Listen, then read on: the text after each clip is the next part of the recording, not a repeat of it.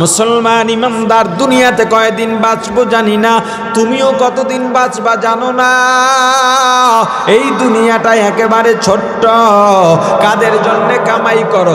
আজকে তুমি মারা যাইবা, এই যে সম্পর্ক শেষ হয়ে গেল, সারা জীবনও আর সম্পর্কের জোড়া লাগবে না। এই জন্যে আল্লাহর গোলাম, কলবটাকে আল্লাহর জন্য প্রস্তুত করো। আল্লাহ তোমার দিকে তাকিয়ে থাকেন, এই যে আমাকে দেখেন, এটা আমি না। আমি যে আপনাকে দেখি, ওটাও আপনি না। তাহলে আমি কে, আপনি কে? আমি একা একা যখন সময় কাটাই, দরজা বন্ধ করে অন্ধকারে একাকী যখন সময় কাটাই, তখন যেটা ভেবে বেড়াই, বলে বেড়াই, করে বেড়াই, সেটাই আমি। আপনারও একই অবস্থা। মানুষের সামনে তো সবাই একটু ভালো সাজতে চায়। নিজের গুনার জন্যে অনুতপ্ত হও, নিজের গুনার জন্যে অনুতপ্ত হও। রাত্র যখন গভীর হয়ে যায়, দুনিয়ার মানুষগুলো সব ঘুমায়া যায়, পশু পাখিও নীরব, কথা বলে না। তুমি উঠে যাও, তখন কেউ নাই, সবাই ঘুমায়। শুধু আল্লাহ প্রথম আসমানে এসে বসে আছেন। লা তাখুযুহু সিনাতুম ওয়ালা নাওম। আল্লাহকে ঘুমেও ধরে না, তন্দ্রায়ও ধরে না। আল্লাহ বলেন, ওরে বান্দা, আমি যদি ঘুমায়া যাই, গভীর রাতে উঠে তুই যদি আমি আল্লাহকে আল্লাহ বলে ডাক দাও, আমি যদি ঘুমাইয়া যাই, বান্দা তোর ডাকে কে সাড়া দেবে বল? ওরে বান্দা, রাত্র যখন গভীর হয়ে যায়, মানুষের সমালোচনা করো কোন সময়? মানুষের অন্যায় নিয়ে তুমি ঘাটো কোন সময়? নিজের আমলনামার দিকে তাকাইলে তো লজ্জায়, অন্যের দিকে তাকানোর সাহস করার কথা না। নিজের আমলনামার দিকে তাকাইলে নিজের মাথা তো উঁচু করে দাঁড় করাবার কথা না। রাত যখন গভীর হয়ে যায়, নামাজ বিছাও, সুন্দরভাবে ওযু বানাইয়া নামাজে দাঁড়াও, তাকবীরে তাহরিমায় আল্লাহু আকবার বলে হাত বেঁধে আউযু বিল্লাহ বিসমিল্লাহ পড়ে সূরা ফাতিহার মাধ্যমে দোয়া শুরু করে দাও। ওরে মুসলমান, তুমি যখন নামাজে দাঁড়ায়া যাও, আল্লাহ আর তোমার মাঝে আর কোনো পর্দা থাকে না। 2 রাকাত 4 রাকাত নামাজ শেষ করে কিছু জিকির করো, কিছু তেলাওয়াত করো। এরপরে আল্লাহর দরবারে 2টা হাত বাড়াও। তোমার মনে কত দুঃখ, কত ব্যথা, কত কষ্ট আল্লাহর কাছে বলো। জীবনের গুনার জন্য আল্লাহর কাছে নত হইতে কোনো লজ্জা নাই। গুনার জন্য চোখের পানি যদি ছাড়তে পারো, এর জন্য লজ্জা নাই। বরং গুনার জন্য অনুতপ্ত হইয়া যদি কাঁদতে পারো, এই কাদার মধ্যে এত মজা, এত মজা, এত মজা। কোনোদিন কাঁদো নাই, কেমনে বুঝবা? গভীর রাতে গুনার জন্য অনুতপ্ত হইয়া আল্লাহর কাছে বলো, আল্লাহ, আমি গুনাহ করলেও আপনার বান্দা, আপনি আমার মাহবুদ। আপনি আমাকে অপছন্দ করলেও আমি আপনার বান্দা, আপনি আমার মাহবুদ। আমি নাফরমান হলেও আমি আপনার বান্দা, আপনি আমার মাহবুদ। যখন তুমি দোয়া করতে থাকবা, চোখের পানি ছাড়তে থাকবা, যত বড় গুনাহগার হও না কেন, আল্লাহ যদি একবার তোমার প্রতি সদয় হয়ে যান, তোমার জীবনের গুনাহ আল্লাহ মাফ করে দিবেন। শুধু তাই নয়, তোমার গুনাহগুলা আল্লাহ নেক দিয়া পরিবর্তন করে দেবে। জান্নাতে যদি যাইতে চাও, 2টা গুণ লাগবে। 1 নম্বরে তোমার আল্লাহর উপস্থিতির ভয় পায়া গুনাহ ত্যাগ করা। 2 নম্বরে নাহান নাফসা আনিল হাওয়া, মনের খাহেশের বিরুদ্ধে কাজ করা। মনের বিরুদ্ধে নয়, মনের খাহেশের বিরুদ্ধে। যদি বলি মনের বিরুদ্ধে, তাহলে মন তো নামাজও পড়তে চায়, মন তো রোজাও রাখতে চায়। খাহেশ আনিল হাওয়া, আল্লাহ বলেছেন খাহেশ থেকে উল্টা কাজ করো। খাহেশ গুনার ক্ষেত্রে ব্যবহার হয়। মন চায় মিথ্যা বলতে বলবো না, মন চায় গান শুনতে শুনবো না, মন চায় সিনেমা দেখতে দেখবো না, মন চায় চুরি করতে করবো না, মন চায় পরের হক নষ্ট করতে করবো না, মন চায় অন্যকে ঠকাতে ঠকাবো না। এক কথায় মন চায় গুনাহ করতে করব না। আল্লাহ বলেন ফাইন্নাল জান্নাতা হিয়াল মাওয়া, ওরে পরহেজগার তোর জন্যে জান্নাত হলো ঠিকানা। জান্নাত যদি পাইতে চাই দুইটা গুণ লাগবে। এক নম্বরে মুত্তাকি হওয়া লাগবে, দুই নম্বরে পরহেজগার হওয়া লাগবে। মুত্তাকি কাকে বলে? অন্তরে আল্লাহর এমন ভয় থাকা যেই ভয়ের কারণে গুনাহ করে না। পরহেজগার কাকে বলে? একটা কাজ করবে, কাজটা আমার দরকার। যেমন আমি এক বোতল পানি পান করা দরকার, পিপাসায় মরে যাচ্ছি, কিন্তু আমি হঠাৎ করে জানতে পারলাম এই পানিটা হারাম, আমি আর পান করলাম না, অথচ দরকার। যখন জানলাম এটাই গুনাহ আর সেটার কাছেও গেলাম না, দরকারেও আর লাগাইলাম না, এটাকে পরহেজ করা বলে। ওরে পরহেজগার, যদি পরহেজগার হতে পারো, মুত্তাকি হতে পারো, আল্লাহ বলেন তোমার ঠিকানা হবে জান্নাত। এই যে নেককার সে জান্নাতে, পরকালে এই দুই জায়গার বাইরে কোনো জায়গা নাই। অবশ্য একটা জায়গা আছে, জান্নাত ও জাহান্নামের মাঝে। যারা জান্নাতেও যাবে না, জাহান্নামেও যাবে না, ওরা জান্নাতীদেরকে দেখবে আর শুভকামনা করবে তোমরা শান্তিতে থাকো। ওইটা আলোচনার সাবজেক্ট না। আমি জান্নাত জাহান্নাম নিয়ে সংক্ষিপ্ত কিছু কথা বলতে চাই। পরকালে জায়গা দুইটা, একটা জান্নাত আর একটা জাহান্নাম। এই দুই জায়গার বাইরে কোনো জায়গা হবে না।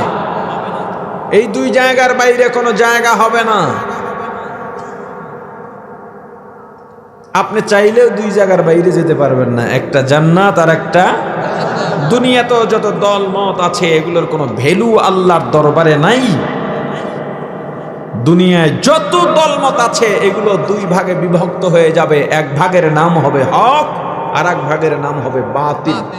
দুনিয়ার বাতিল নামক দল যাবে পরকালের জাহান্নামে, দুনিয়ার হক নামক দল যাবে পরকালের জান্নাতে। জাহান্নাম কি? শাস্তির জায়গা। জাহান্নাম সারা দুনিয়ার সব দুঃখ যন্ত্রণা এক জায়গায় করলে জাহান্নামের যাররা শাস্তির সমান হবে না। জাহান্নামের শাস্তি কতটা ভয়ঙ্কর, ছোট্ট একটা উদাহরণ পেশ করি। জাহান্নামে সব থেকে কম আযাব দেওয়া হবে নবীজির চাচা আবু তালেবকে। কাকে? আবু তালেব। হাদিস শরীফে রাসূল করিম সাল্লাল্লাহু আলাইহি ওয়াসাল্লাম বলেন, আবু তালেবের পায়ের টাকনু পর্যন্ত জাহান্নামের আগুনের আংটা দিয়ে ঢেকে দেওয়া হবে। মাথার মধ্যে গরম পানি ঢালা হবে না, সাপেও কামড়াবে না, বড় হাতুড়ি দিয়েও মারা হবে না। শুধুমাত্র পায়ের টাকনু পর্যন্ত জাহান্নামের আগুনের আংটা দিয়ে ঢেকে দেবে। এই পায়ের টাকনু পর্যন্ত আগুনের তাপ, শক্তি, তেজ কেমন হবে! আগুন যদিও থাকবে টাকনু পর্যন্ত, কিন্তু এটার পাওয়ার আর তাপে এটার শক্তি, মাথার মগজগুলো টকবক টকবক করে ফুটতে থাকবে। মাথার চারাটা ফেটে যাবে, শরীরের চারপাশ দিয়ে মগজগুলো বেয়ে বেয়ে পড়তে থাকবে। শরীরের গোস্তগুলো সিদ্ধ হয়ে হাড্ডির দিকে খসে খসে পড়তে থাকবে। আবু তালেবের কাছে জানতে চাওয়া হবে আপনার অনুভূতি কেমন? আবু তালেব বলবেন, আমার কাছে মনে হয় জাহান্নামের সব থেকে কঠিন আযাব আমাকে দেওয়া হচ্ছে। আসলে কঠিন না কম? ওরে মুসলমান ইমানদার, আল্লাহ না করুন, আল্লাহ না করুন, আল্লাহ না করুন, আপনি আমি যদি জাহান্নামী হয়ে যাই, আপনার আমার শাস্তি কিন্তু আবু তালেবের থেকেও বেশি হবে। এটা জাহান্নাম। মূলত আমি জান্নাত নিয়ে সামান্য কিছু আলোচনা করব। জান্নাত কাকে বলে? জান্নাত হলো শান্তির বালাখানা।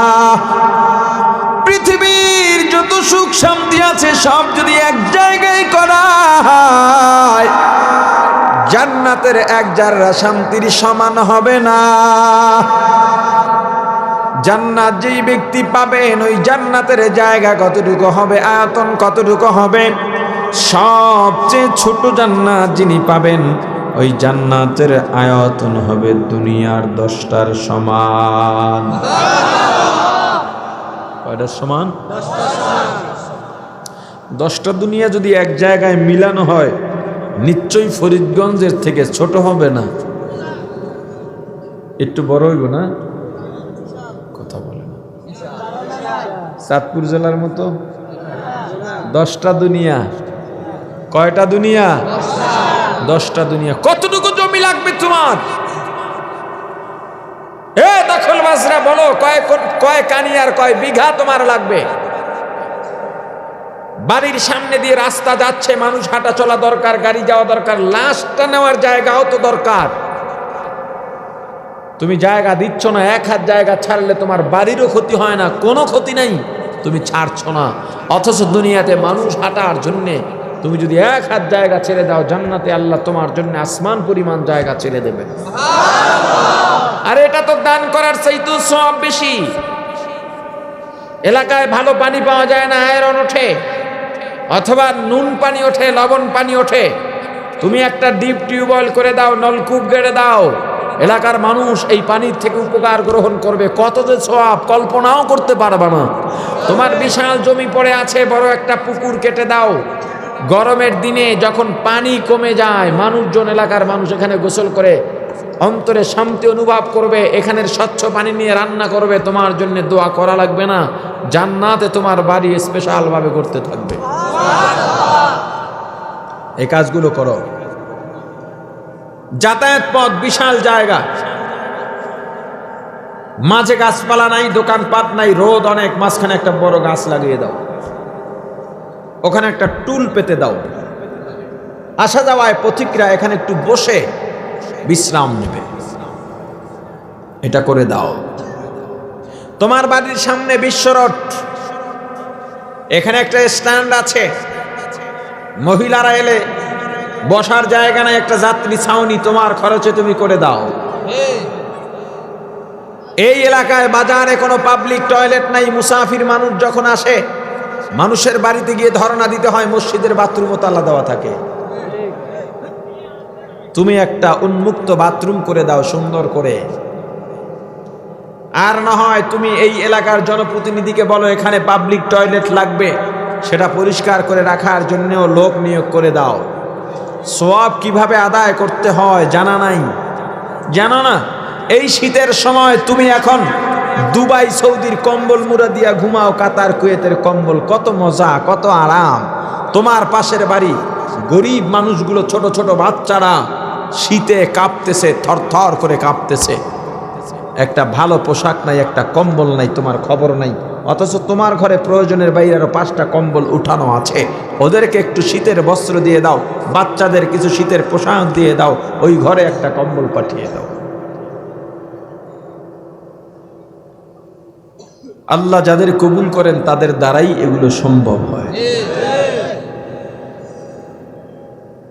গরিবদেরকে কখনো ঠকাবেন না, যত পারেন মানুষের সেবা করবেন। মনে রাখবেন আপনি এখন মারা যাবেন, দুনিয়ার সব পড়ে থাকবে, যাদের জন্য আপনি এত কিছু করতেছেন, এই যে মারা যাওয়ার পর সম্পর্ক ছিন্ন হয়ে গেল, সারা জীবনে আর সম্পর্কের জোড়া লাগবে না।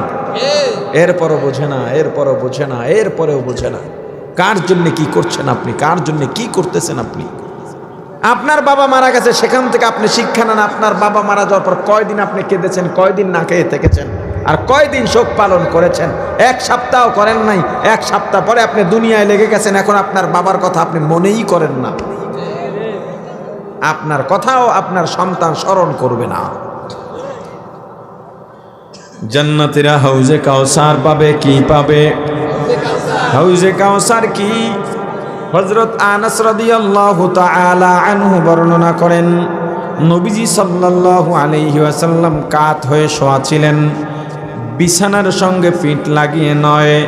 আমরা নবীজির সামনে বসা ছিলাম, নবীজির চক্ষু মোবারক বন্ধ ছিল, তবে নবীজি ঘুমান নাই, কি যেন ধ্যান করতেছিলেন আমরা বুঝেছিলাম। কিছুক্ষণ পরে নবীজি উঠে বসলেন, চক্ষু খুললেন, মুস্কি হাসলেন, আমাদের কাছে জিজ্ঞেস করলেন, সাহাবায়ে কেরাম তোমরা জানো আমি কেন হেসেছি?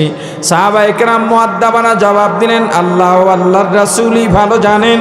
নবীজি বললেন, একটা সুসংবাদ আছে। কি আছে? এইমাত্র জিবরাইল আমিন এসেছিলেন, আল্লাহ রাব্বুল আলামিন আমার উপর একটা সূরা নাজিল করেছেন, ইন্না আ'তাইনাকাল কাউসার ফাসাল্লি লিরাব্বিকা রাব্বিকা ফানহার ইন্না শানিআকা হুয়াল আবতার। হে সাহাবায়ে কেরাম, আল্লাহ আমাকে হাউজে কাউসার দান করেছেন। তোমরা জানো না? না, তোমরা জানো হাউজে কাউসার কি? সাহাবায়ে কেরাম আবার মুআদ্দাবানা জবাব দিলেন, আল্লাহ ও আল্লাহর রাসূলই ভালো জানেন। নবীজি বললেন, হাউজে কাউসার জান্নাতের নহর, আপনাদের ফরিদগঞ্জের ময়লাযুক্ত ট্রেন নয়। এটা এমন একটা নহর, তলদেশ থেকে দুই ধার হীরা জহরত মণিমুক্তার পাথর দিয়ে বাধাই করা থাকবে। একদম স্বচ্ছ, একটা ধুলা বালুও থাকবে না, ময়লা কণাও থাকবে না। উপর থেকে নিচ পর্যন্ত দেখা যাবে দুধের চাইতেও সাদা, মধুর চাইতেও মজাদার মিষ্টি। একবার যে পান করবে 40 বছর মতান্তরে সারা জীবনেও আর পানির পিপাসা লাগবে না। জান্নাতীরা জান্নাতে স্ত্রী পাবে, খাদেম পাবে, হুরুল গিলমান মহিলারা স্বামী পাবে। আর যদি স্বামী স্ত্রী দুজনই জান্নাতি হয়,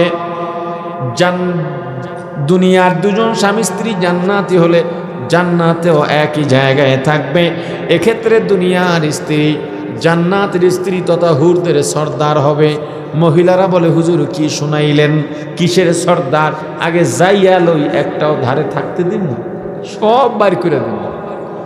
আসলে জান্নাতেই মন মানসিকতাই থাকবে না, সেখানে মাইন্ড চেঞ্জ হয়ে যাবে। জান্নাতের বিবিরা আপনার চোখের সামনে চোখ রাঙিয়ে কথা বলবে না। জান্নাতের বিবিরা আপনাকে ধমক দিয়ে কথা বলবে না। আমি আছি বলে তোমার সংসার করে গেলাম, অন্য কেউ হইলে 2 দিনও টিকতো না, এই কথা বলবে না। এত বছর সংসার করলাম, তোমার থেকে কিছুই পাইলাম না, এমন কথাও বলবে না।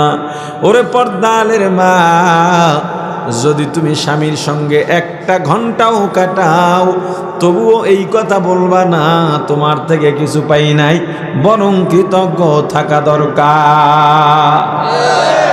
কিছু পাই নাই, না পাইলে এত বছর কাটাইলা কেমনে? হ্যাঁ, অনেকে বয়ানে ওঠার আগে আবদার জানায়, হুজুর একটু স্বামীর খেদমত নিয়ে বয়ান করেন, বড় জ্বালায় আছি। আমি বলি, স্বামীর খেদমত নিয়ে তো বহু মানুষ বয়ান করে, স্ত্রীর খেদমত নিয়ে বয়ান করতে বলেন না কেন? স্ত্রীর খেদমত নাই? আপনি স্ত্রীর দায়িত্ব পালন করলে হুজুরদের কাছে স্বামীর খেদমতের ওয়াজের অনুরোধ করা লাগতো না। আপনি করেন না দেখে আপনি খেদমত পান না। স্ত্রীর খেদমত আবার কেমনে করে? আপনি যদি অসুস্থ হয়ে যান, সারা রাত আপনার বিবি আপনার সেবা করতে করতে করতে করতে নির্ঘুম রাত কাটায় দেয়, কিন্তু আপনার স্ত্রী যদি জ্বর হয়, তখন আপনার বক্তব্য থাকে, মহিলাদের এমন হয়ে থাকে, রান্না করো, খাবো, ক্ষুধা লাগছে। অথচ আপনার বিবির যদি মাথা ব্যথা করে, জ্বর হয়, আপনি নিজ হাতে একটু পানি দিয়ে দেন, মাথাটা টিপে দেন, কপালটা টিপে দেন। আপনার বিবির অসুস্থতা আপনার উপস্থিতি আর মাথায় হাত বুলানোর কারণে অর্ধেক সুস্থ হয়ে যাবে। তা না করে একদিন তরকারিতে লবণ বেশি হয়েছে, একদিন মরিচ বেশি হয়ে গেছে, একদিন নুন কম হয়েছে, একদিন ভাত বেশি শক্ত হয়েছে, আর একদিন ভাত একটু বেশি নরম হয়ে গেছে, 14 গোষ্ঠী পর্যন্ত উদ্ধার করে ছাড়ে। একেবারে মাঝে মাঝে তো কিছু স্বামী আছে বউ পিটাইয়া শোয়াইয়া ফেলায়। বউ পিটানি লোক ফরিদগঞ্জে নাই? আছে, আছে বলে আছে। চুলের মুষ্টি ধইরা নোয়াইয়া পিঠের উপরে মারে ঘুষি।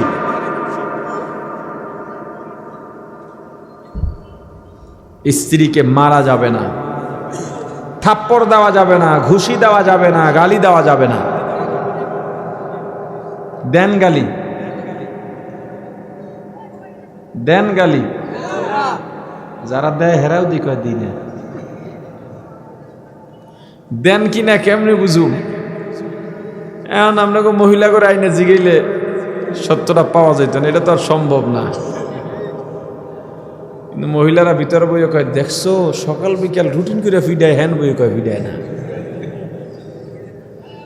বউকে হাত দিয়া মারা বলেন সবাই, ঘুষি দেওয়া, থাপ্পড় দেওয়া, গালি দেওয়া, লাঠি দিয়া মারা যাবে। হওয়া যাবে, লাঠি দিয়া মারা যাবে। আমি কই যাবে, এরা কয় যাবে। লাঠি দিয়া মারা যাবে, তবে জানতে হবে লাঠির সাইজ কি। লাঠির সাইজ হবে মেসওয়াক। কি হবে? মেসওয়াক কটুক হয়, একটু কটুক হয়, এই সর্বোচ্চ এই থেকে একটু। আচ্ছা, এই লাঠি দিয়ে মারণ যাইব? মারতে গেলে ব্যথা পাইতো না, হাসি আসবে, রাগ শেষ, ভালোবাসার জোড়া লেগে যাবে। মূলত স্ত্রীদেরকে মারাই যাবে না।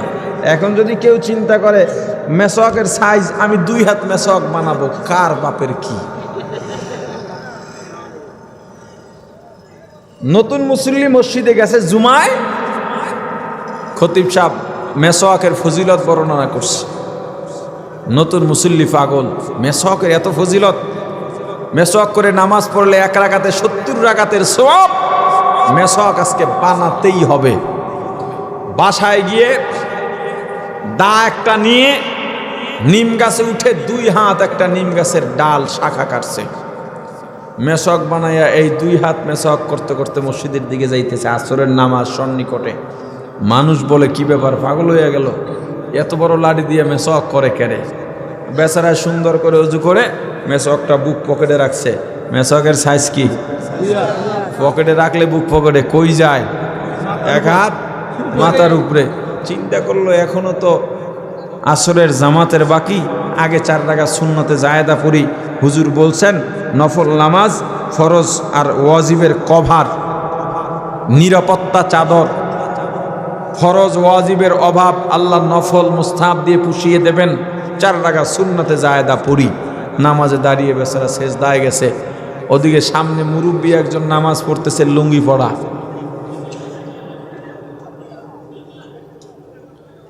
তো বেচারা সেজদার থেকে যখন আল্লাহু আকবার বলে উঠতেছে, লুঙ্গিতে মেসওয়াক বাইজা পড়ছে। এখন দেখে আর ওঠা যায় না, মনে করছে হুজুররা বলছে সেজদায় গেলে ইবলিসে মাথা চাইপা ধরে, মনে হয় ইবলিসে ধরছে। জোরে আল্লাহু আকবার জোরে যখন মাথা উঠেছে, মুরব্বীর লুঙ্গি আসমানে।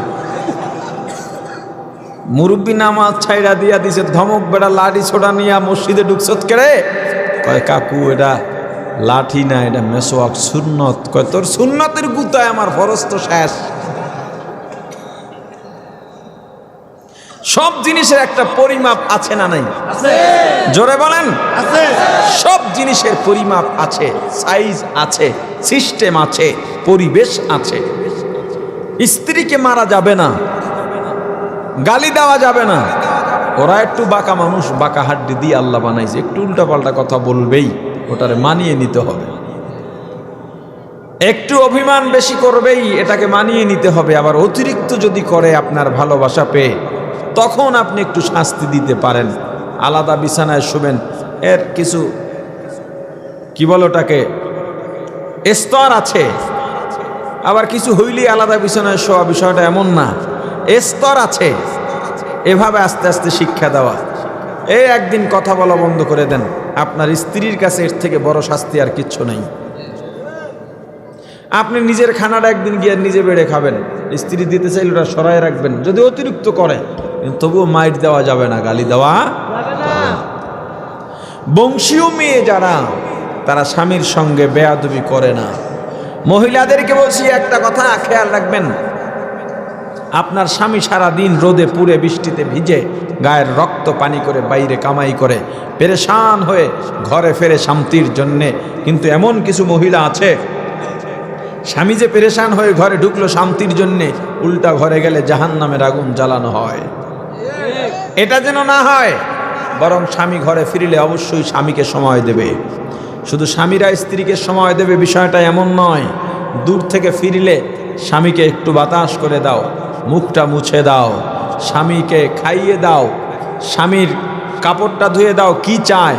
পা ব্যথা করতেছে, তোমার শক্তি থাকলে একটু পাটা টিপে দাও, মাথার চুলটা টেনে দাও, সোয়াব আর সোয়াব। আর আপনি কি করবেন? আপনার বিবি যখন আপনার বাড়িতে এলো, রশি দিয়ে বেঁধে আনেন নাই, পুলিশ দিয়ে ধরে আনেন নাই, কালেমার বন্ধন অদৃশ্য বন্ধনে আপনার বাড়িতে এলো। যেই মেয়েটা বাবার বাড়ি চুলার কাছে যাইতো না, হাতের মধ্যে কালি লাগতো না, ওই মেয়েটা আপনার বাড়ি এসে এখন চুলার পিঠেই বসে থাকে, হাতের মধ্যে কালি লাগে, গালের মধ্যে কালি লাগে। যেই মেয়েটা বাবার বাড়িতে সবার আগে ঘুমাইতো, ওই মেয়েটা আপনার বাড়ি এসে সবার বিছানা ঠিক করে সবার শেষে বিছানায় যায়। যেই মেয়েটা আপনার বাড়িতে, যেই মেয়েটা বাবার বাড়িতে সবার শেষে ঘুম থেকে উঠে নাস্তার অপেক্ষা করত, ওই মেয়েটা আপনার বাড়ি এসে সবার আগে ঘুম থেকে জেগে সবার জন্যে নাস্তা রেডি করে। ওরে মুসলমান ইমানদার, কেন জানো? শুধুমাত্র তোমার বাড়ির অপরিচিত মানুষগুলোকে আপন বানাবার জন্যে। এরপরেও যদি তুমি গালি দাও, কষ্ট লাগে কিনা? তুমি যদি গায়ে হাত তোলো, কষ্ট লাগে কিনা? স্ত্রী সারাদিন বাসার মধ্যে কাজ করে, ঘরে স্ত্রী না থাকলে কতটা সমস্যা। আপনার সংসার সাজাবার জন্যে আপনার স্ত্রীর কোনো বিকল্প নাই, আপনার সন্তানকে মানুষ বানাবার জন্য স্ত্রীর বিকল্প নাই। প্রমাণ করার জন্যে আগামীকাল আপনার স্ত্রীকে ভাইয়ের বাড়ি, মামার বাড়ি, চাচার বাড়ি, না হয় বাবার বাড়ি এক সপ্তাহের জন্য বেড়াতে পাঠিয়ে দেন। আপনি একা এক সপ্তাহ বাসায় থাকেন, রান্না করেন, খাওয়া দাওয়া করেন, অবস্থা কি হবে? আপনার স্ত্রী বাড়িতে চলে গেল, আপনার স্ত্রী মামার বাড়িতে, বাবার বাড়িতে, দাদার বাড়িতে চলে গেল, আপনি একা বাসায় আছেন। এক সপ্তাহ পর মনে হবে এই বাসার মধ্যে মাঝে মাঝে গরুও ঢুকেছে, ছাগলও ঢুকেছে, ভেড়াও ঢুকেছে, বিছানার চাদর একদিকে, থালা বাসন আর একদিকে, লুঙ্গি গামছা আর একদিকে, প্লেটের মধ্যে তেলাপোকার পায়খানা, বিছানার মধ্যে ইন্দুরের পায়খানা, ভাতের পাতিলার মধ্যে তেলাপোকা মরে পড়ে আছে। কিন্তু স্ত্রী যদি বাড়িতে থাকে, একটা ময়লাও আপনার বিছানায়ও নাই, ফ্লোরেও নাই। আপনার বিবিকে আপনি মাঝে মাঝে চিঠি লিখবেন, এখন তো চিঠির যুগ নাই, মেসেজের যুগ। ফেসবুক, হোয়াটসঅ্যাপ, ইমোতে মেসেজ পাঠাবেন, বিশাল চিঠি লিখবেন, ভালোবাসার চিঠি।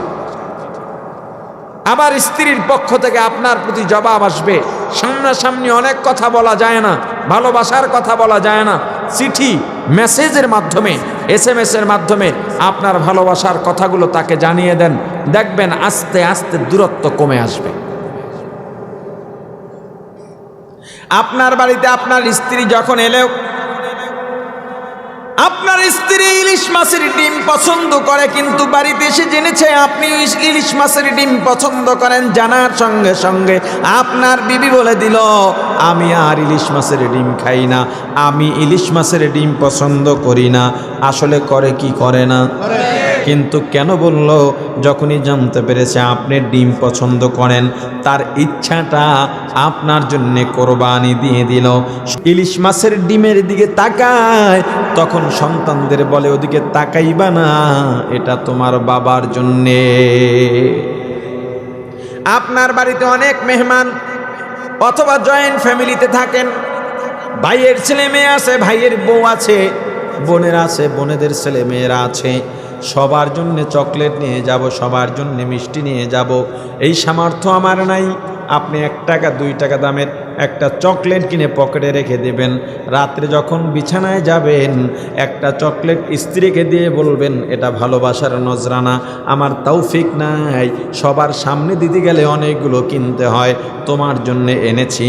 আপনার স্ত্রীর কাছে ওই একটা চকলেট মনে হবে আসমান জমিন সমান মূল্য।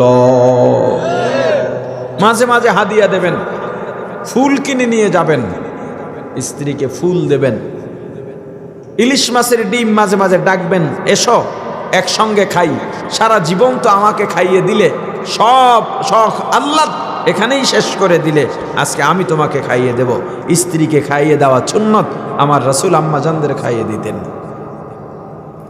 স্বামী স্ত্রী এক প্লেটে খাওয়া সুন্নত, আমার রাসূল আম্মা জানদের সঙ্গে এক প্লেটে খাইতেন।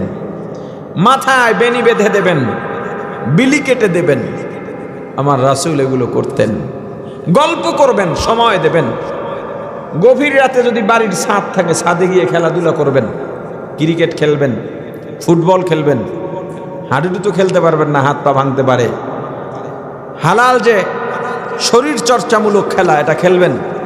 আল্লাহ রসুল আম্মাজানদের সঙ্গে খেলেছেন, দৌড়ের পাল্লা দিয়েছেন। যখন খেলবেন নিজে মাঝে মাঝে ইচ্ছা করে স্ত্রীকে জিতিয়ে দেবেন, এতে সে আনন্দ উপভোগ করবে।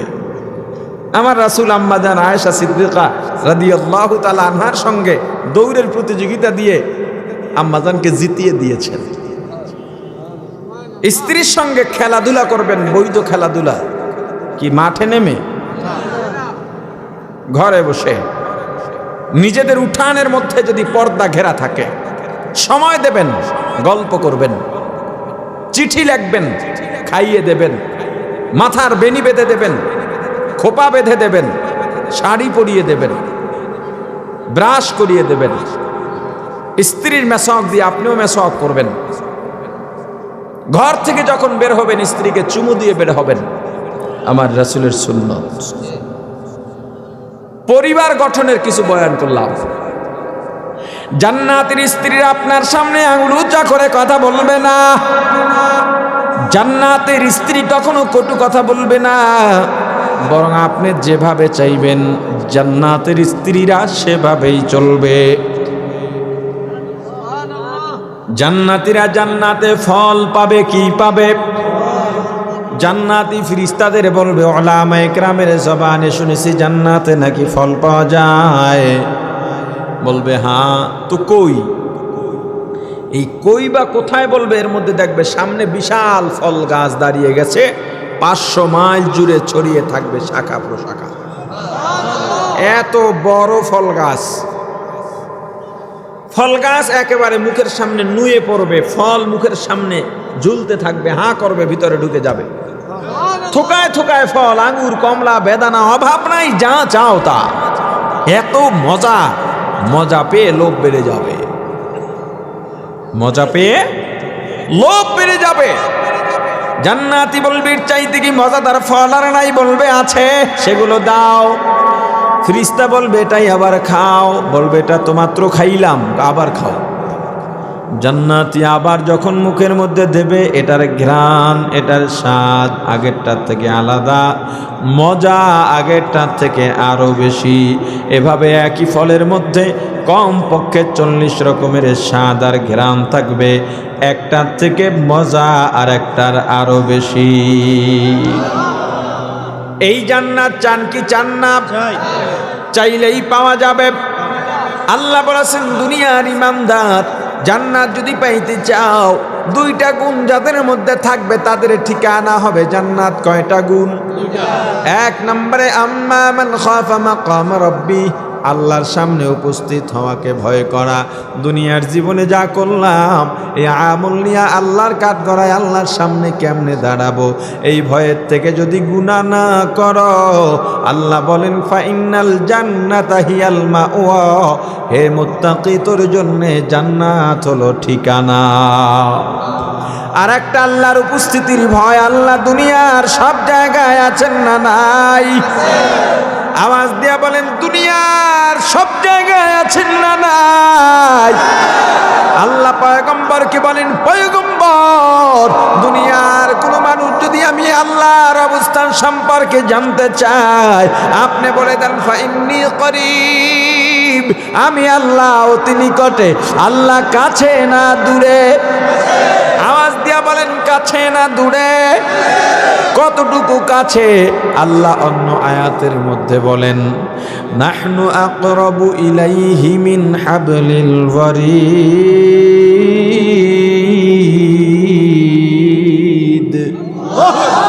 বান্দা তোমার ঘরের শাহরাগ যেখানে, তার চাইতেও আমি আল্লাহ তোমার নিকটে।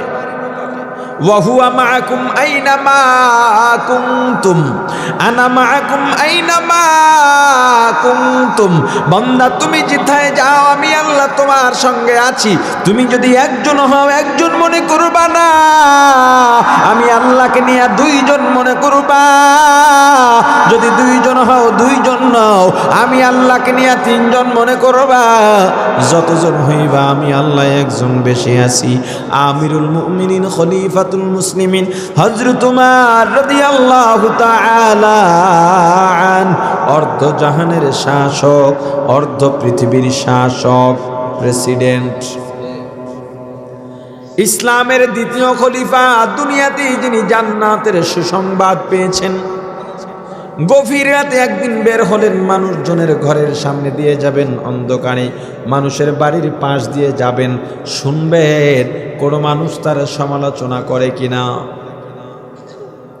চিন্তা করলেন, আমি অর্ধ পৃথিবী শাসন করছি, আমার রাগও একটু বেশি, আমার ক্ষমতাও আছে, মানুষ আমাকে আমিরুল মুমিনিন বলেন, অতএব আমার যদি কোনো অন্যায় হয় সামনে এসে বলার কেউ সাহস করবে না, এটাই স্বাভাবিক। তবে আমার তো ভুল হতেই পারে, যেহেতু আমি মানুষ, মানুষ মানেই ভুল হবে, পাপ হবে, কারণ যাদের পাপ হবে না তারা দুনিয়া থেকে বিদায় হয়ে গেছেন। তারা কারা? নবী রাসূল। তো আমার যদি ভুল হয় আর সেটা যদি আমাকে কেউ ধরিয়ে না দেয়, আমি সংশোধন হব কিভাবে? কত বড় মানুষের কেমন চিন্তা! এই চিন্তায় আমার সামনে হয়তো কেউ সমালোচনা করবে না, পেছনে করতে পারে, আমি ঘরের পাশ দিয়ে যাব, যদি দেখি সমালোচনা করে আর সেটা যৌক্তিক হয়, আমার ভেতরে সেই ভুল থাকে, আমি সংশোধন হয়ে যাব। এটাকে জনপ্রতিনিধি বলে। মেম্বার হতে চাও, এই মানসিকতা আর হতে হবে। চেয়ারম্যান হতে চাও, এই মানসিকতা আর হতে হবে। এমপি হতে চাও, এই মানসিকতা আর হতে হবে। তুমি চিন্তা করো, তোমার বিরুদ্ধে কেউ বললে হাত পা ভেঙে ঘরে বসিয়ে রাখা হবে। ভাইরা আমার, এখন তো আবার বলবেন, হযরত ওমর মানুষের বাড়িতে আড়ি পাতবেন কেমনে? মানুষ ঘরে কথা বলতেছে, সেখানে গোপনে গিয়ে বেড়ার পাশে দাঁড়িয়ে কান পেতে, মানে আড়ি পাতা জায়েজ আছে? মানে কিচ্ছু জানেন না, একেবারে কিচ্ছু জানেন না। মানুষ যখন ঘরে কথা বলে, সেই ঘরের পাশে গিয়ে বেড়ার পাশে দাঁড়িয়ে আড়ি পাতা কান পেতে সেগুলো শোনা, গোপন কথাগুলো জায়েজ নাই। মোবাইলে কথা বলতেছেন, রেকর্ড করে এরপর মানুষকে শোনাবেন, অনুমতি ছাড়া রেকর্ড করতেছেন, জায়েজ নাই। পাঁচজন মানুষ এক জায়গায় বসে একটা আলোচনা করতেছে, সেখানে একটা রেকর্ডার গোপনে বসিয়ে রাখলেন, জায়েজ নাই। হ্যাঁ, তবে যদি কোনো খুনের আসামি হয়ে থাকে আর তাকে ধরার জন্য গোয়েন্দারা এগুলো করে, সেটার হিসাব ভিন্ন। একজনের মোবাইল নিয়ে হাতের মধ্যে, তার মোবাইল গ্যালারিতে কার কার ছবি আছে এগুলো খুঁজতেছেন, তার মোবাইলে কার কার ভিডিও আছে এগুলো খুঁজতেছেন, এগুলো জায়েজ নাই, এগুলো ধরা যাবে না। তার ইমোতে কে কে মেসেজ পাঠিয়েছে, তার হোয়াটসঅ্যাপ থেকে কার কার কাছে মেসেজ গিয়েছে, তার মেইল সে কোথায় কোথায় ব্যবহার করেছে, দেখি তার ফেসবুক পাসওয়ার্ডটা নেওয়া যায় কিনা, ইমো পাসওয়ার্ড নেওয়া যায় কিনা, হোয়াটসঅ্যাপটা আমার মোবাইলে সেট করতে পারি কিনা। না, এটা জায়েজ নাই। একজনের ব্যক্তিগত কোনো বিষয়ে তার অনুমতি ছাড়া নিজের হস্তগত করা কোনোভাবেই জায়েজ। তাহলে হযরত ওমর কিভাবে আড়ি পাতবেন? আসলে হুজুর চলবেন, চলার মাঝে যদি ওমর শব্দ শুনতে পান তাহলে দাঁড়াবেন, এবং যদি শুনেন সমালোচনা তাহলে শুনবেন, এছাড়া বাড়তি কোনো কথা শুনবেন না। হুজুর হাঁটতেছেন হাঁটতেছেন, না সবাই প্রশংসাই করে, সর্বশেষ ঘর, ছোট্ট ঝুপড়ি ঘর, হুজুর চলে যাবেন। ফজর সামনে, মা আর মেয়ের কথোপকথন চলতেছে, এই কথার মাঝে ওমর শব্দ শোনা গেছে। হুজুর দাঁড়িয়ে গেলেন, ওমর শব্দ শোনা যায়। মা মেয়েকে জিজ্ঞেস করছে, মা আর মেয়ে বকরির দুধ দহন করে সেটা বিক্রি করে কোনো মতে নিজেদের সংসারের পরিচালনা করেন। মা মেয়েকে জিজ্ঞেস করতেছেন, মা দুধ দহন করেছ? বলে হ্যাঁ করেছি, তবে অন্যান্য দিনের চেয়ে আজকে বকরি দুধ কম দিয়েছে। মা বলেন তাহলে তো সর্বনাশ, কম দিলে তো একজন কাস্টমারকে আমাদের হারাতে হবে, আমাদের লস। মেয়ে বলে তাহলে কি করা যায়? মা বলে একটু পানি মিশিয়ে দাও আজকে। দুধে পানি মিশানো মানুষ আপনাদের অঞ্চলে আছে না নাই? মধু নিয়ে আসছে বালতিতে বিক্রি করতে, মধুর চাকাও আছে, মৌপোকার যে চাকা, মধু পোকাও উঠতেছে। কসম আল্লাহর, কসম রসুলের, জান্নাত জাহান্নাম, জমিন আসমান, মা বাপ স্ত্রী সন্তান, নিজের মাথার কসম, মধুর কসম, ব্যবসার কসম দিয়া বলে অনেক কষ্ট করে সুন্দরবন থেকে মধুটা আনছি, ভাই দাম 2 টাকা বেশি লাগবে, অথচ ওর 14 গোষ্ঠীও সুন্দরবনের রাস্তাই চেনে না। ছেঁড়া টাকার নোট বেশি টাকার মধ্যে ঢুকিয়ে দেওয়ার মতো বুজুর্গ আপনাদের এলাকায় নাই। বুজুর্গ না বুজুর্গ? ছেঁড়া টাকার নোট কখনো গোপনে দেবেন না।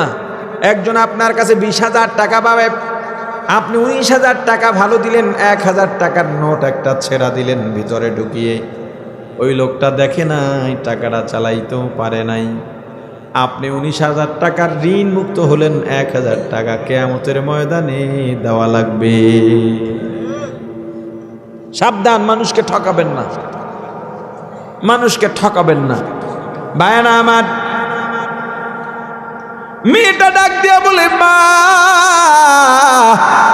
হযরত ওমর তো দুধের মধ্যে পানি মিশাতে নিষেধ করেছেন। মা ডেকে বলেন, তা তো সত্য, কিন্তু এখন ওমর তো নাই, ওমর দেখবেও না। মেয়েটা ডেকে বলে, মা, ওমর যদিও না দেখেন, ওমরের আল্লাহ তো দেখে। হযরত ওমর আর দেরি করেন নাই, চলে গেছেন। এই কথাটা এত বেশি প্রভাব পড়েছে ওমরের অন্তরের মধ্যে। হুজুর ফজর পড়লেন, তেলাওয়াত করলেন, জিকির করলেন, ইশরাক নামাজের পরে দ্রুত প্রস্তাব পাঠাইলেন, যা অমুক ঝুপড়ি ঘরের মধ্যে মা আর মেয়ে বসবাস করে, বাবা নাই, তাদের সম্বল বলতে একটা বকরি, যা ওই মেয়েটাকে আমার পছন্দ হয়েছে, মেয়ের চেহারা সুরত আমি দেখি নাই, মেয়েটাকে আমার ছেলের বউ বানাইতে চাই, প্রস্তাব নিয়ে যাও। অর্ধ পৃথিবীর প্রেসিডেন্ট, মেয়ের বংশ নাই, বাবা নাই, ক্ষমতা নাই, টাকা নাই, চেহারাও দেখেন নাই, বলে আমার ছেলের বউ বানাবো। কেন? তাকওয়া, তাকওয়া, তাকওয়া। এ বিয়ে করো নাই কারা কারা, আবার হাত উঠাও। দ্রুত দেরি হয় কেন? হাত টান টান করে উঠাও, হাত নামাও। বিয়া করার নিয়ত আছে কার কার? এবার হাত উঠাও। কি বাকিগুলার নিয়ত নাই? হিজরা থাকবা? হ্যাঁ, চিরকুমার, হাত নামাও। কেমন মেয়ে বিয়ে করবা? Disco dancer, disco dancer. কেমন মেয়ে বিয়ে করবা? 1 নাম্বার শর্ত, দিনদার হতে হবে, খাস পর্দানসীন। দিনদারি থাকতে হবে। টাকা নাই সমস্যা নাই, বংশ নাই সমস্যা নাই, সুন্দর না সমস্যা নাই, ক্ষমতা নাই তাতেও কোনো সমস্যা না। তবে দিনদারি থাকার পরে যদি টাকা পয়সা থাকে আলহামদুলিল্লাহ, দিনদারি থাকার পরে বংশমর্যাদা থাকলেও আলহামদুলিল্লাহ, দিনদারি থাকার পরে ক্ষমতা থাকলেও আলহামদুলিল্লাহ, দিনদারি থাকার পরে সুন্দরী হলে নূরুন আলা নূর। তবে সব আছে, দিন নাই, আসলে কিছুই নাই। বিয়ে হয়ে গেল। হুজুর পুত্রবধূকে ডেকে বললেন, মাগো, আমি যখন ঘর থেকে বের হব তুমি তখন দরজায় দাঁড়াইবা, যতবার বের হব ততবার দাঁড়াইবা, দাঁড়াইয়া একটা কথা বলবা, ওমর যদিও না দেখেন, ওমরের আল্লাহ তো দেখে। আল্লাহ সব জায়গায় আছেন না নাই? ওয়াল্লাহু সামিউম বাসীর। চোর চুরি করার জন্য রওনা হয়, অন্ধকার রাত, কেউ দেখবে না, চুরি করে মাল নিয়ে বিক্রি করে টাকা হজম করে ফেলবে, চুরির উপাধিও গায়ে লাগবে না। কিন্তু হঠাৎ চোরের মনে চিন্তা এলো, দুনিয়ার কেউ না দেখলেও কে দেখেন? আল্লাহ। এই ভয় থেকে চোর যদি চুরি না করে ফিরে যায়, আল্লাহ বলেন, ওরে চোর, একটু আগেও তুই ছিলি চোর, তোর আমলনামায় চুরির গুনাহ লেখার জন্য ফেরেশতারা অপেক্ষা করতেছিল। আমি আল্লাহর উপস্থিতির ভয় পাইয়া যখন তুই চুরি না করে ফিরে গেলি, একটু আগে ছিলি চোর, এখনো হয়ে গেছো মুত্তাকি। আমি আল্লাহ ঘোষণা করে দিলাম ফাইনাল জান্নাতা হিয়াল মাওয়া, ওরে মুত্তাকি তোর জন্য জান্নাত ঠিকানা। মুসলমান ইমানদার, দুনিয়াতে কয়দিন বাঁচবো জানি না, তুমিও কতদিন বাঁচবা জানো না। এই দুনিয়াটা একেবারে ছোট্ট, কাদের জন্য কামাই করো? আজকে তুমি মারা যাইবা, এই যে সম্পর্ক শেষ হয়ে গেল, সারা জীবনও আর সম্পর্কের জোড়া লাগবে না। এই জন্যে আল্লাহর গোলাম, কলবটাকে আল্লাহর জন্য প্রস্তুত করো। আল্লাহ তোমার দিকে তাকিয়ে থাকেন, এই যে আমাকে দেখেন এটা আমি না, আমি যে আপনাকে দেখি ওটাও আপনি না, তাহলে আমি কে, আপনি কে? আমি একা একা যখন সময় কাটাই, দরজা বন্ধ করে অন্ধকারে একাকী যখন সময় কাটাই, তখন যেটা ভেবে বেড়াই, বলে বেড়াই, করে বেড়াই, সেটাই আমি। আপনারও একই অবস্থা। মানুষের সামনে তো সবাই একটু ভালো সাজতে চায়। নিজের গুনার জন্যে অনুতপ্ত হও, নিজের গুনার জন্যে অনুতপ্ত হও। রাত্র যখন গভীর হয়ে যায়, দুনিয়ার মানুষগুলো সব ঘুমায়া যায়, পশু পাখিও নীরব, কথা বলে না। তুমি উঠে যাও, তখন কেউ নাই, সবাই ঘুমায়। শুধু আল্লাহ প্রথম আসমানে এসে বসে আছেন। লা তাখুযুহু সিনাতুম ওয়ালা নাওম, আল্লাহকে ঘুমেও ধরে না, তন্দ্রায়ও ধরে না। আল্লাহ বলেন, ওরে বান্দা, আমি যদি ঘুমায়া যাই, গভীর রাতে উঠে তুই যদি আমি আল্লাহকে আল্লাহ বলে ডাক দাও, আমি যদি ঘুমাইয়া যাই, বান্দা তোর ডাকে কে সাড়া দেবে বল? ওরে বান্দা, রাত্র যখন গভীর হয়ে যায়, মানুষের সমালোচনা করো কোন সময়? মানুষের অন্যায় নিয়ে তুমি ঘাটো কোন সময়? নিজের আমলনামার দিকে তাকাইলে তো লজ্জায়, অন্যের দিকে তাকানোর সাহস করার কথা না। নিজের আমলনামার দিকে তাকাইলে নিজের মাথা তো উঁচু করে দাঁড় করাবার কথা না। রাত যখন গভীর হয়ে যায়, নামাজ বিছাও, সুন্দরভাবে ওযু বানাইয়া নামাজে দাঁড়াও, তাকবীরে তাহরিমায় আল্লাহু আকবার বলে হাত বেঁধে আউযু বিল্লাহ বিসমিল্লাহ পরে সূরা ফাতিহার মাধ্যমে দোয়া শুরু করে দাও। ওরে মুসলমান, তুমি যখন নামাজে দাঁড়ায়া যাও, আল্লাহ আর তোমার মাঝে আর কোনো পর্দা থাকে না। 2 রাকাত 4 রাকাত নামাজ শেষ করে কিছু জিকির করো, কিছু তেলাওয়াত করো, এরপরে আল্লাহর দরবারে 2টা হাত বাড়াও। তোমার মনে কত দুঃখ, কত ব্যথা, কত কষ্ট আল্লাহর কাছে বলো। জীবনের গুনার জন্য আল্লাহর কাছে নত হইতে কোনো লজ্জা নাই। গুনার জন্য চোখের পানি যদি ছাড়তে পারো, এর জন্য লজ্জা নাই, বরং গুনার জন্য অনুতপ্ত হইয়া যদি কাঁদতে পারো, এই কাদার মধ্যে এত মজা, এত মজা, এত মজা। কোনোদিন কাঁদো নাই, কেমনে বুঝবা? গভীর রাতে গুনার জন্য অনুতপ্ত হইয়া আল্লাহর কাছে বলো, আল্লাহ আমি গুনাহ করলেও আপনার বান্দা, আপনি আমার মাহবুদ। আপনি আমাকে অপছন্দ করলেও আমি আপনার বান্দা, আপনি আমার মাহবুদ। আমি নাফরমান হলেও আমি আপনার বান্দা, আপনি আমার মাহবুদ। যখন তুমি দোয়া করতে থাকবা, চোখের পানি ছাড়তে থাকবা, যত বড় গুনাহগার হও না কেন, আল্লাহ যদি একবার তোমার প্রতি সদয় হয়ে যান, তোমার জীবনের গুনাহ আল্লাহ মাফ করে দিবেন। শুধু তাই নয়, তোমার গুনাহগুলা আল্লাহ নেক দিয়া পরিবর্তন করে দেবে। জান্নাতে যদি যাইতে চাও, 2টা গুণ লাগবে। 1 নম্বরে তোমার আল্লাহর উপস্থিতির ভয় পায়া গুনাহ ত্যাগ করা। 2 নম্বরে নাহান নাফসা আনিল হাওয়া, মনের খাহেশের বিরুদ্ধে কাজ করা। মনের বিরুদ্ধে নয়, মনের খাহেশের বিরুদ্ধে। যদি বলি মনের বিরুদ্ধে, তাহলে মন তো নামাজও পড়তে চায়, মন তো রোজাও রাখতে চায়। খাহেশ আনিল হাওয়া, আল্লাহ বলেছেন খাহেশ থেকে উল্টা কাজ করো। খাহেশ গুনার ক্ষেত্রে ব্যবহার হয়। মন চায় মিথ্যা বলতে বলবো না, মন চায় গান শুনতে শুনবো না, মন চায় সিনেমা দেখতে দেখবো না, মন চায় চুরি করতে করবো না, মন চায় পরের হক নষ্ট করতে করবো না, মন চায় অন্যকে ঠকাতে ঠকাবো না। এক কথায় মন চায় গুনাহ করতে করব না, আল্লাহ বলেন ফাইন্নাল জান্নাতা হিয়াল মাওয়া, ওরে পরহেজগার তোর জন্যে জান্নাত হলো ঠিকানা। জান্নাত যদি পাইতে চাই দুইটা গুণ লাগবে, এক নম্বরে মুত্তাকি হওয়া লাগবে, দুই নম্বরে পরহেজগার হওয়া লাগবে। মুত্তাকি কাকে বলে? অন্তরে আল্লাহর এমন ভয় থাকা যেই ভয়ের কারণে গুনাহ করে না। পরহেজগার কাকে বলে? একটা কাজ করবে, কাজটা আমার দরকার, যেমন আমি এক বোতল পানি পান করা দরকার, পিপাসায় মরে যাচ্ছি, কিন্তু আমি হঠাৎ করে জানতে পারলাম এই পানিটা হারাম, আমি আর পান করলাম না, অথচ দরকার।